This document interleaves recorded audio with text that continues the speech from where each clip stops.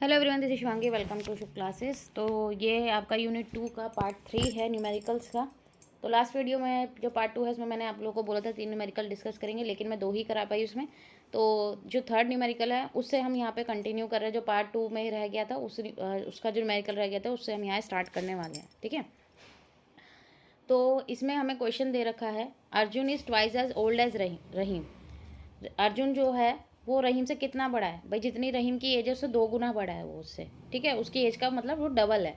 5 years ago, 5 साल पहले अर्जुन की जो एज थी वो 3 टाइम्स रहीम एज थी। मतलब रहीम की जितनी भी एज रही होगी उसकी 3 गुना थी, 3 टाइम्स थी।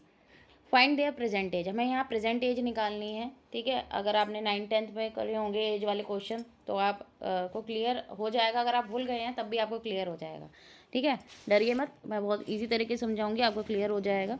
देखो, ध्यान से सुनना और समझना। पहले समझना क्वेश्चन को, उसके बाद नोट डाउन करना है आपको। तो हमें क्या निकालनी है? दोनों की प्रेजेंटेज निकालनी है। तो सबसे पहली लाइन में क्या बोला है कि अर्जुन जो है वो रहीम से कितना है? 2 गुना ज़्यादा बड़ा है। ठीक है, ट्वाइस है उसकी एज का, ट्वाइस है। ठीक है, उससे बड़ा है। तो रहीम की एज को हमने मान लिया एक्स ईयर्स। ठीक है, यूनिट भी लिखनी ज़रूरी है। हम एज किस में? ईयर्स में नापते हैं। तो अर्जुन जो है वो उससे 2 गुना बड़ा है। जब रहीम एक्स ईयर्स का है तो उससे वो 2 गुना बड़ा है, तो उसकी एज कितनी होगी? 2x ईयर्स होगी। अब यहाँ पे हमसे एक बात और बोलिए 5 साल पहले की, कि 5 साल पहले अर्जुन जो था वो रहीम की एज का 3 गुना था। ठीक है, तो 5 साल पहले रहीम की एज, पहले हम सिर्फ 5 साल को देखेंगे, 3 गुने को अभी छोड़ दो। ठीक है, 5 साल पहले रहीम की एज क्या रही होगी? x-5 रही होगी। अगर अगर आज आप 20 साल के हैं तो 5 साल पहले कितने साल के रहे होंगे? 15 साल के। आपने क्या करा? 20 में से 5 माइनस करा ना। इस टाइम पर रहीम की एज कितनी है? एक्स ईयर है। हमने प्रेजेंट एज उसकी क्या मानी? एक्स। तो प्रेजेंट में से हम उसकी एज में से कितने माइनस कर? हम 5 साल पीछे जा रहे हैं, तो x-5। इस टाइम पे अर्जुन की एज कितनी है? 2x ईयर्स है। ठीक है, 2x है। 5 साल पहले उसकी एज कितनी रही होगी? 2x-5। अब क्वेश्चन के अकॉर्डिंग, क्वेश्चन क्या कह रहा है कि 5 साल पहले जो अर्जुन था वो रहीम की एज का कितना था? 3 गुना। मैंने दोनों की एज लिख ली। रहीम की एज, अर्जुन की एज ये रही, रहीम की एज ये रही। रहीम की एज का अर्जुन कितना था? 3 गुना। रहीम की एज ये रही, तो रहीम के आगे हम 3 लिख देंगे। भाई थ्राइस का 3 टाइम्स लिखा है, थ्राइस लिखा है। ठीक है, एक ही बात है। तो रहीम की एज के आगे हमने कितना लिख दिया? 3 का मल्टीप्लाई, क्योंकि वो रहीम की एज की तीन गुना है। ठीक है, जो अर्जुन की एज है वो रहीम की एज के अगर हम 3 टाइम्स करेंगे तो हमारे को अर्जुन की एज पता लग जाएगी। क्लियर हुआ? तो क्वेश्चन के अकॉर्डिंग हमारी इक्वेशन बन गई। अब सिंपल हमें यहाँ पे सॉल्व करना है। 2x-5 एज इट इज़ लिख दिया। 3 into x 3x, 3 into 5 15। Plus minus का साइन है तो ध्यान रखना, जो प्लस है प्लस, माइनस तो माइनस। अब बस एक्स वाले एक तरफ कर लिए, विदाउट एक्स वाले एक तरफ। ये माइनस का 15 था, इधर आके प्लस का 15 हो गया। 2x प्लस का था, इधर आके माइनस का हो गया 3 के पास। 3x माइनस एक्स कितना हो गया? एक्स। 3 में से 2 गए 1। ठीक है, तो एक्स लिख दिया।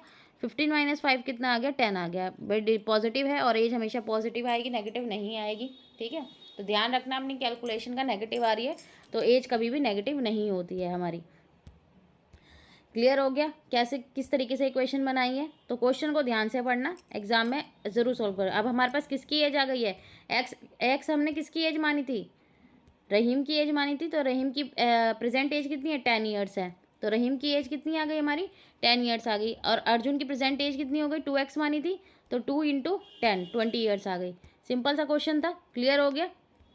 अब आते हैं नेक्स्ट क्वेश्चन पे। हमें सॉल्व करना है, एक्स की वैल्यू फाइंड आउट करनी है। तो हमें दे रखा 2x+5 divided by x+4 equal to 11/7। तो इस तरीके से मैंने लिख लिया है। बस अब सीधा क्रॉस मल्टीप्लाई करेंगे 7 की इंटू इस वाले ब्रैकेट से, 11 की इंटू इस वाले ब्रैकेट से। ठीक है, ये 11 के पास चला गया, ये 7 इधर आ गया इनके पास। तो 7 into 2 14x, 7 into 5 35, 11 into x 11x, 11 into 4 44।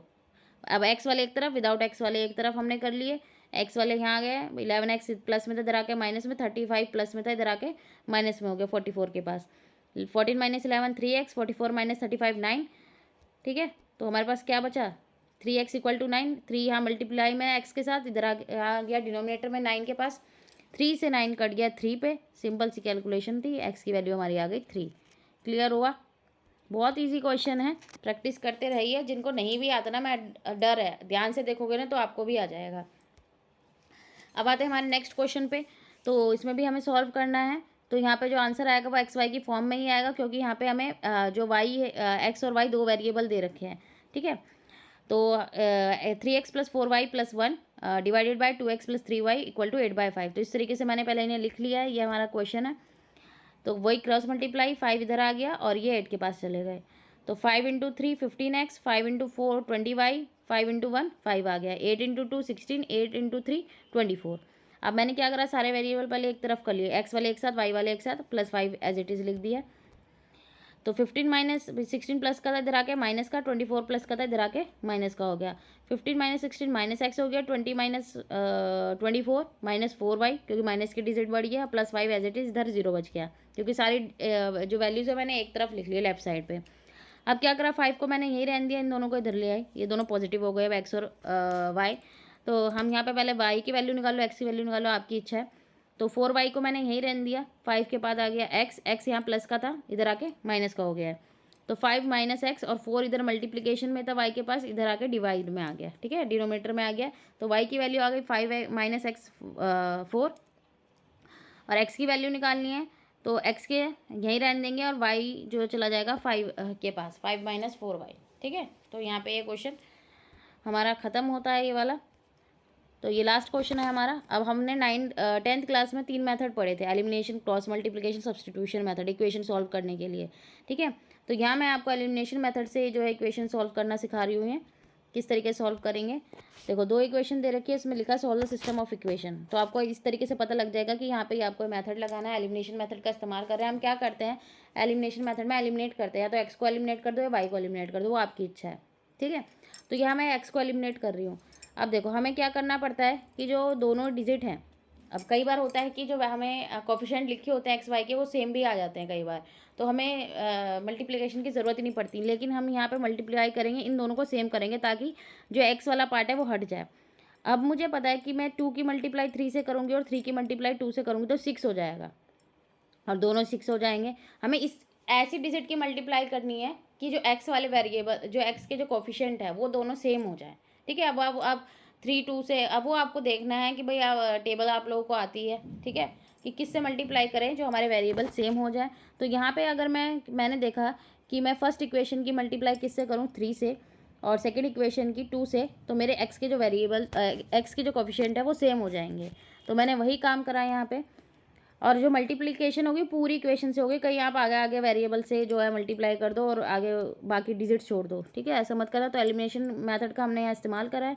Multiply करा फर्स्ट इक्वेशन को किससे, 3 से, और सेकंड इक्वेशन को हमने किससे मल्टीप्लाई करा है, 2 से। तो 3 की मल्टीप्लाई हुई 2 से 6, 3 की मल्टीप्लाई 5 से हुई 15, 3 की मल्टीप्लाई 16 से हुई 48।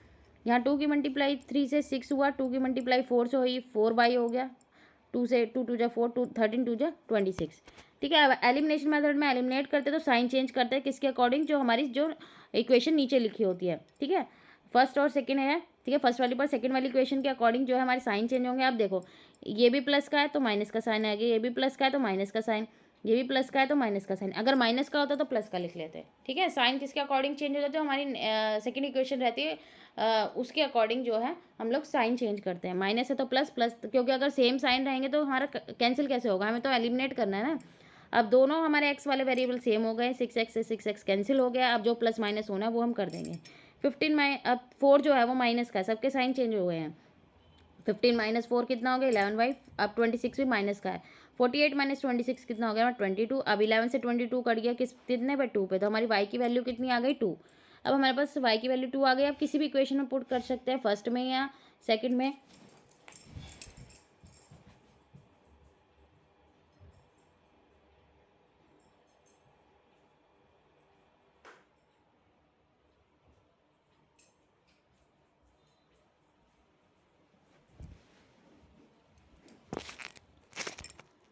वो आपकी मर्जी है, ठीक है, आप किसी भी उसमें पुट कर सकते हैं। तो हमने यहाँ पे फर्स्ट इक्वेशन में पुट करी है y की वैल्यू 2, तो जहाँ y था वहाँ मैंने 2 लिख दिया। 2x + 5 2 जा 10 = 16। तो 10 यहाँ प्लस का था, इधर आके माइनस का हो गया, 16 - 10 6 आ गया, और 2 से जो 2 यहाँ मल्टीप्लिकेशन में था और इधर आके डिवाइड में, 2 से 6 पे, 2 की टेल में 6 कितने में आता है, 3 पे, तो x की वैल्यू हमारी कितनी आ गई, 3। तो यहाँ पे हमारा ये न्यूमेरिकल जो है ख़त्म होता है, और हमारी वीडियो भी। तो 4 न्यूमेरिकल इसमें हमने डिस्कस करे थे। आई होप आपको क्लियर हो गया होगा। अगर वीडियो अच्छी लगी हो तो like it, share and subscribe my channel. Thank you.